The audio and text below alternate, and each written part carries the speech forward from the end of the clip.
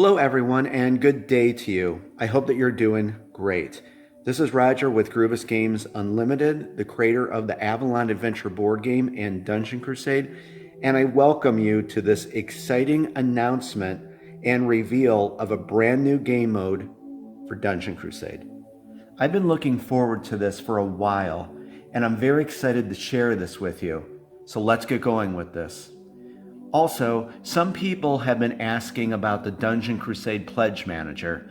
I'm happy to say the folks over at Pledge Manager have just about finished everything up, so check in the description of this video for a link for the sign-up page, so you'll be notified immediately when it goes live. It may be live by the time you see this video.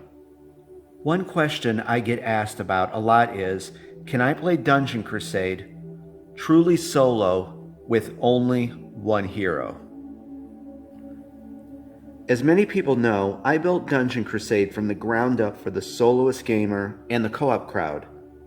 With how I designed the game, a player or players control 6 heroes in the game. It's a very easy and streamlined process, but there are many people who have wanted to play the game with controlling only one hero. So at this time, I'm very happy to announce, with the newly revised combat system, which is part of the revised rulebook we are working on, there's a new game mode coming to Dungeon Crusade. The new game mode is called Solo Crusader.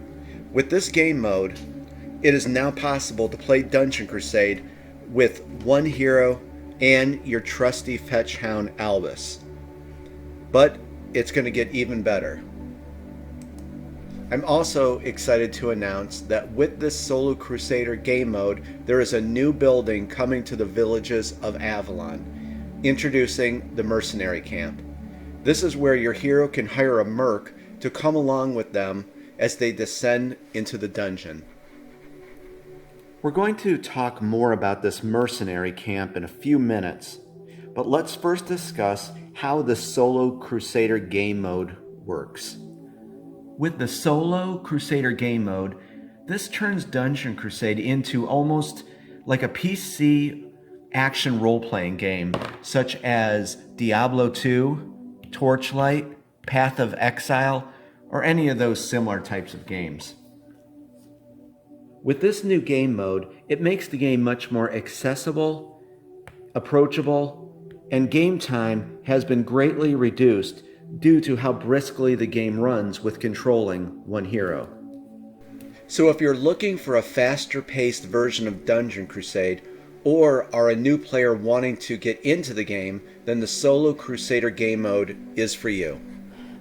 Let's briefly go over how this works, and stay tuned after this video as I'll be doing a full discussion on the Solo Crusader game mode and hanging out with everyone.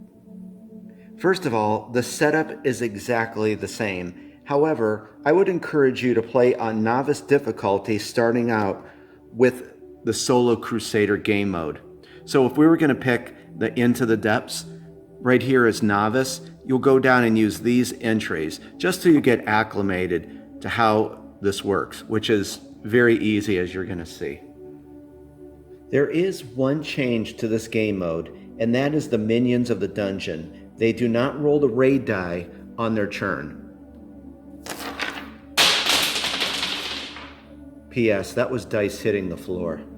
However, just like in a regular game, if a hero comes within 4 spaces of a minion, it will convert into a raiding minion, attempt to escape the dungeon, raid the village, and raise the terror level by 1.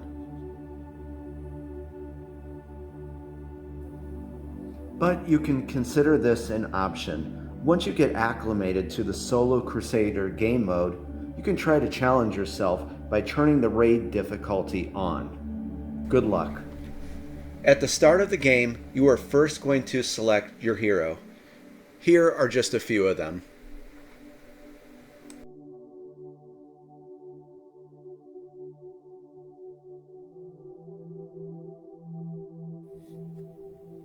Once you have selected your hero, find his or her starting weapon and their level 1 hero card.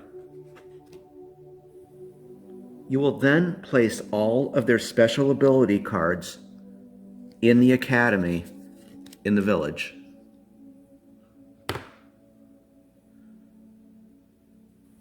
Then, give your hero initiative tokens 1, 2, and 3, and 1,000 gold. Finally, place your hero on the village board. When your hero arrives in the village, the villagers are going to be quite happy to see their savior arrive. To show how grateful they are, they're going to give your hero some additional gold to spend in the village. A player will take 1d10 and roll it. You will then multiply the result by 100 gold. This is what the villagers have given your hero. So a result of 5, our hero would receive 500 extra gold. Every hero needs a little help, right? Welcome to the mercenary camp, the new building for the village. Now, this would normally go next to your village, but since we're explaining this, I just placed it right here. Here, you can hire a merc to go out with your hero on their journey.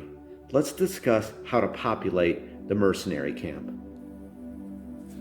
Take all of the level 1 hero cards and give them a shuffle. Randomly, pull 2 hero cards out. These are the 2 mercenaries available to your hero in the mercenary camp. So let's say that we pulled our wizard Zeke Utar and our paladin Carrick Rowan.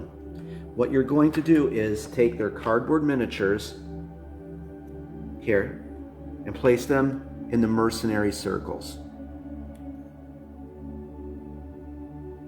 Then take all of their level 1 special ability cards and place them in the academy.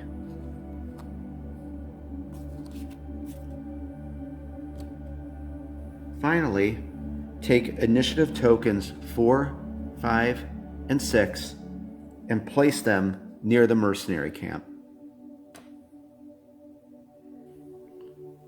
As a quick side note, it will be possible to hire a second and final merc, but we'll discuss that in another video. For right now, we'll just focus on hiring 1 merc. Consulting the chart, we can see it will cost our hero 300 gold to hire a mercenary. So let's pay the 300 gold and hire Zeke as our mercenary. A pro Crusader tip is you want to hire a merc that is proficient in the warfare types that your hero is lacking in. That way, they can both take on a variety of monsters and creatures they come across in the dungeon. So for example, Maheliak here excels at chaos warfare and physical warfare. However, with arcane and spiritual, he's not too good. With Zeke, he is very strong with arcane warfare and spiritual, but he's not very good with chaos warfare or physical. So this is a great team to put together. Before we leave the mercenary camp, let's take a look at this chart. We can see that new level 2 and level 3 mercenaries will show up in the mercenary camp. These mercs will appear on each of the celebration days. Okay, it's now time to go shopping in the village for our hero and his merc. And remember, in Dungeon Crusade, there are 6 different warfare types. Your hero and merc are only proficient in a few of them, middle of the road in a few other warfare types, and not too good in the last few warfare types. So my point is, we want to shop in the blacksmith shop for gear that will boost those warfare types that our hero and merc lack in.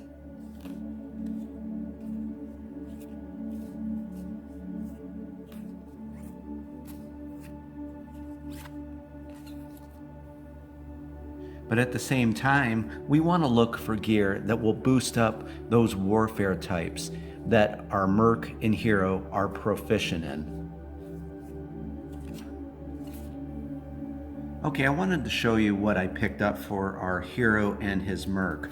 Starting off with Zeke, he's very proficient with arcane warfare. So what I'm going to do, or how I want to build him for this game, is I want him to be incredibly strong or very proficient, even more with arcane warfare. So I picked up the Jade Ring, and that will give him a +2 to arcane warfare rolls, which are of course the green dice. And then I got him this heavy cloak, and he could add a +2 to the arcane roll. So that's +4, and there's +3 on his card. So that's +7 already. So he's very strong with that. And then for our hero, Maheliak, I picked up this Iolite ring. And on his hero card, it's at 0 right now. So he's just kind of middle of the road. But with the Iolite ring equipped, he can add +2 to all ranged warfare rolls. The blue dice, of course. Okay, and before we leave the village, we're over here at the bazaar.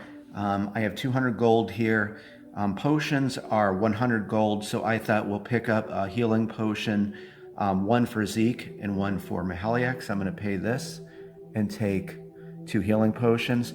And when I was doing the graphic design and putting the game together, all of the potions on the back say what they'll do. So as a quick reminder, you know that a healing potion will restore 6 health to a hero when they consume it. Okay, and lastly, before we head into the dungeon with our hero and his mercenary, we're going to stop by the temple as we have 200 gold left, and we're going to buy a blessing for one of our heroes. Blessings are 200 gold. And remember about blessings, that they are only revealed when your heroes and your merc go into the dungeon. So you can't flip this over until they're in the dungeon. So I'm going to take the top card and I'm going to place it over there in their player area. And we'll give this to Zeke. Let's give it to our merc.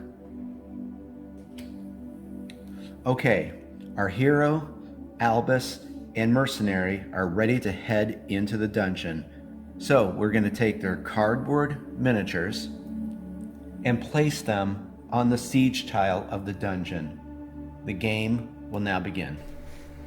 And just like in a regular game of Dungeon Crusade, one turn consists of the upkeep phase, the encounter phase, the guardian phase, the hero phase, and finally the monster phase. Then it goes to the top for the start of a new turn. In the solo Crusader game mode, initiative tokens must be distributed equally between your hero and your merc. So, in the upkeep phase, Maheliak will get 3 initiative tokens, and of course Zeke will get the other 3. But you can plan out your turn however you see fit. So in the Crusader game mode, your hero and merc have 3 turns. This is why I referenced those PC action role-playing games like Torchlight, Diablo 2, Path of Exile. Dungeon Crusade is a much more fast-paced game when playing the solo Crusader game mode. So for example, since we are in the upkeep phase, let's give initiative tokens 1 and 2 to our merc, Zeke. And then we'll give initiative tokens 3 and 4 to our barbarian hero, Maheliak. And then we'll give initiative token 5 to Zeke, our mercenary. And then finally, initiative token 6 to our hero. And do remember that a hero has 2 actions for every initiative token. So they have 3 turns they could take. So what I'm planning to do for this forthcoming turn is we're going to send our hero and our merc up here to the spider lair for a quest that they are on to retrieve the onyx key to open the chamber doors right here in the ancient depths. Notice the red bases on the doors. The onyx key will open doors with a red base. And along the way, I think we're going to have one of them open up this treasure chest. And if you can see way up here, there's a potential mining site. So we might actually have Albus run back to the village, get a pickaxe so we can do some mining. But hopefully you can see with what I explained how much more fast-paced Dungeon Crusade is with the solo Crusader game mode. And that's why I was referencing those action role-playing games. So on the first turn, our merc and our hero are gonna be in the spider lair. Because remember, they each have 3 initiative tokens that equal 3 turns, and each initiative token, they have 2 actions. So they're gonna be able to make some great time getting in here at a very fast pace. And that's what we definitely want for the solo Crusader game mode. Okay, and at this time, this will wrap up our reveal video for the solo Crusader game mode.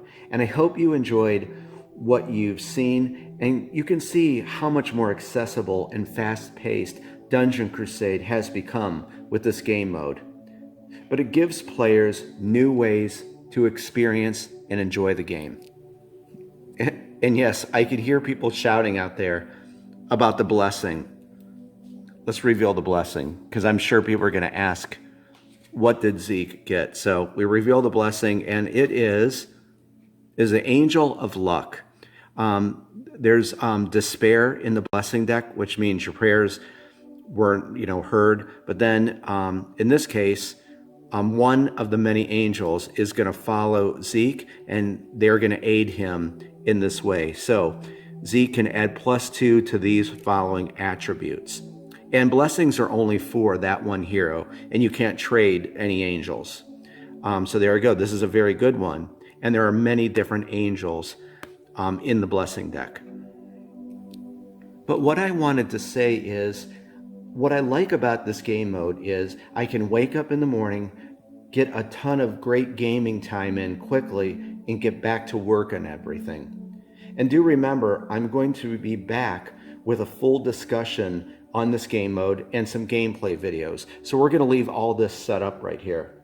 And I'm just very excited to share this with you, and I'm greatly looking forward to just hanging out and playing a few turns with this. And lastly, as I've been saying, this reprint of the game wasn't just doing a simple reprint.